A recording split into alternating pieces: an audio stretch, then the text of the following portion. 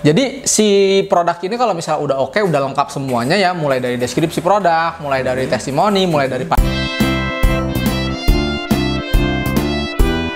mari ngevlog di kebun desain. Assalamualaikum warahmatullahi wabarakatuh. Selamat datang di vlognya Kebun Desain.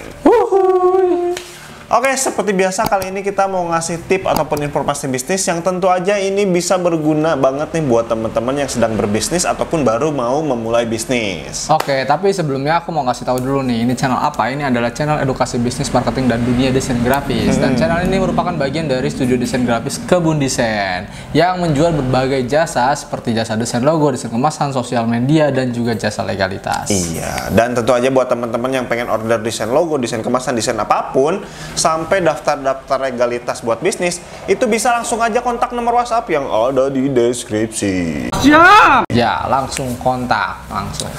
Oke nih Di, ada tips ataupun informasi apa yang bisa kita share ke teman-teman nih? Oke jadi ini nggak bosen-bosennya ya tentang sales, gimana cara meningkatkan penjualan. Iya, betul. Nah terus ini ada tips yang menarik nih yang akan kita bahas, ada sekitar 5 tips. Oke. Nah, apa aja tipsnya? Oke, kita bahas satu persatu. Oke, yang pertama kalau misalnya produk kamu pengen laku dan laris terjual habis, kamu harus menjelaskan deskripsi produknya sedetail mungkin. Iya, kadang ada orang yang pengen baca deskripsi tentang si produknya seini mungkin ya, sedetail mungkin. Contoh misalkan yang mungkin ketika saya pengen beli HP nih, spesifikasinya kan tuh harus detail. Iya. RAM-nya berapa, memorinya berapa, gitu kan. Tapi yang lebih detail lagi sih biasanya kalau misalnya ibu-ibu atau ABG yang beli kosmetik. Oh iya. Deskripsinya tuh harus detail. Apakah udah BPOM? Apakah halal? Iya, benar. Apakah sudah tersertifikasi? Iya. Nah, dan bahan-bahan kandungannya apa aja? Karena kan yang namanya kosmetik itu kan biasanya dia itu ada orang yang cocok dengan kandungan ini, ada juga yang enggak gitu. Makanya dia sangat pilih-pilih.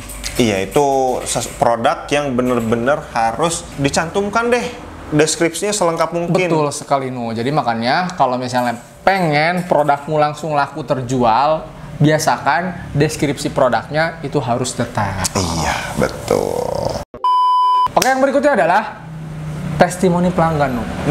Kalau tadi kan deskripsi produk udah lah ya, oke, anggaplah deskripsi produk kamu udah detail nih ya, kamu jualan kosmetik. Nah, tapi orang belum tentu percaya nih, walaupun kamu sudah terdaftar di BPOM, sudah halal, sudah tersertifikasi, sudah kandungannya sesuai dengan dengan orang yang mau beli gitu. Tapi kalau misalnya belum ada testimoni, itu kayaknya kurang, orang belum percaya gitu. Iya, benar-benar. Makanya harus ada testimoni yang di kedua ini Ya, testimoni itu penting banget buat bikin orang itu percaya sama produk kamu ya. Betul. Jadi kalau kita di di kemasannya udah ada deskripsi, itu udah oke banget ya. Itu udah mulai orang tuh, wah bagus nih, dia udah mencantumkan, apalagi desainnya bagus ya. Kayak gitu. Nah, tapi untuk bener-bener langsung klik tuh ya, itu salah satunya testimoni penting banget. Betul. Biasanya ya suka ada nih produk-produk kosmetik yang di dalam atau di luarnya itu dicantumin testimoni yang pakai selembaran. Ya kan ya? Suka ada tuh. Iya. Ya kan ya? Jadi di dalam kemasannya ada satu lembar testimoni dari siapa artis atau apa mungkin gitu ya. Biasanya sih di luar Oh, di luar ada juga. Iya, karena kan kalau misalnya orang tuh pengen langsung lihat kan. Kalau misalnya ada di dalam kan dia harus beli dulu. Iya, benar. Nah, kadang salah nih ya beberapa brand, bukan beberapa brand sih ya, mungkin UMKM yang baru terjun di dunia kosmetik, itu naruh testimoni itu di dalam. Iya. Kadang aku suka nemuin yang kayak gitu, makanya tadi bilang kan, di dalam. Iya kan di dalam. Padahal yang baik itu adalah si testimoni itu simpannya di luar. Kan orang kan bisa langsung lihat baca. Baca ya. Iya. Pegang kemasan, baca deskripsi, terus baca testimoni. Atau enggak titipin testimoninya ke si SPG. Iya. Suka ada kan ya orang yang nyebarin bentuknya brosur ya. Iya. Brosur testimoni tentang produk tersebut. Gitu tipsnya ya. Benar. Nah, yang berikutnya tadi deskripsi udah, testimoni udah. Yang berikutnya adalah panduan penggunaan. Benar. Kadang ya aku sering banget nih kalau misalnya beli beli sampo. Nggak taunya pas nyampe rumah dicobain itu bukan sampo tapi kondisioner. Oh. Pernah nggak? Iya, salah bener. Iya, jadi harus dijelaskan juga tuh ya kalau misalnya kalian punya kosmetik mungkin ya bisnis kosmetik, jelaskan cara penggunaannya, apakah ini digunakan di pagi hari atau malam hari, ataukah ini si produknya nggak boleh kena sinar matahari gitu. Nah pokoknya dijelaskan sedetail mungkin cara penggunaannya, apakah harus pakai air dulu dibilas baru disabunin atau tanpa air pun bisa. Iya, itu pernah kejadian sama temanku itu kayak misalkan kan cowok ya, nggak udah aja ambil aja gitu, mau beli sampo gitu, kirain sampo gitu. Pas udah beli, pas di kosan, loh kok ini mah kondisioner tuh apa, dia nggak tahu gitu. Jadi pakai aja kayak sampo biasa gitu. Padahal kondisioner itu bukan sampo, tapi biasanya dia buat ngelembutin ya. Abis pakai sampo tuh pakai kondisioner. Iya gitu, bukan dipakai buat keramas gitu kondisioner mah kayak gitu. Nah itu sering terjadi banget ya, makanya perlu yang namanya panduan penggunaan. Nah, dari segi produk tadi udah kita bahas ya 3 ya. Intinya sih ada deskripsi produk, ada testimoni, dan ada panduan penggunaan. Iya, betul. Nah, sekarang masuk ke konten. Gimana caranya kita mendeliver atau kita menyuguhkan si produk kita itu dengan konten yang menarik dan bagus. Iya.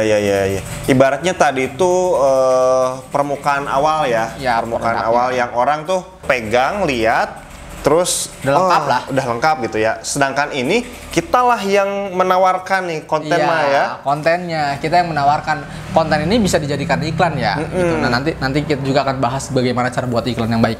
Nah jadi si produk ini kalau misalnya udah oke, udah lengkap semuanya ya, mulai dari deskripsi produk, mulai dari testimoni, mulai dari panduan, yang berikutnya adalah kontennya. Gimana kamu caranya menjual, anggaplah kamu punya produk kosmetik ya, menjual si produk kosmetik ini dengan baik. Misalnya sekarang kan orang-orang seneng banget yang namanya artis-artis Korea, mungkin bikin kontennya dengan artis Korea, betul, atau dengan influencer Korea yang seneng kosmetikan gitu. Atau bikin konten-konten daily vlog dengan orang-orang Korea, atau misalnya dengan orang-orang yang suka review skincare. Iya, soalnya kan cukup banyak juga influencer Korea yang tinggal di Indonesia sekarang. Oh iya, banyak ya? Banyak vlogger YouTuber asal Korea yang dia tuh pengen stay di Indonesia, mungkin bisa jalin kerjasama kan yang kayak gitu. Bisa seperti itu. Nah, oke, tadi mulai dari produk udah ya. Tadi deskripsi, terus testimoni, terus panduan penggunaan, terus mulai dari cara menjualnya menggunakan konten yang menarik dengan kolaborasi. Yang terakhir, senjata terakhir adalah bagaimana cara meningkatkan penjualannya, itu adalah dengan penawaran yang spesial. Penawaran spesial ini bisa banyak kan ya? Iya. Diskon mungkin? Iya, penawaran banyak cara, ada diskon. Nah, sekarang kan Desember diskon akhir tahun gitu ya. Atau flash sale ya? Iya, flash sale bisa seperti itu. Nah, jadi gunakan cara-cara yang bagaimana memikat customer dengan harga yang nggak murah ya, tapi ya yang miring lah gitu. Ya tadi kayak diskon kan harga miring gitu ya. Bahkan mungkin bisa untungnya tuh kecil banget gitu ya, tapi orang tuh banyak yang nyoba dan akhirnya terkenal dan terkenal seperti itu. Nah itu dia ya 5 cara meningkatkan penjualan mulai dari produknya. Tadi ada 3 komponen: produk,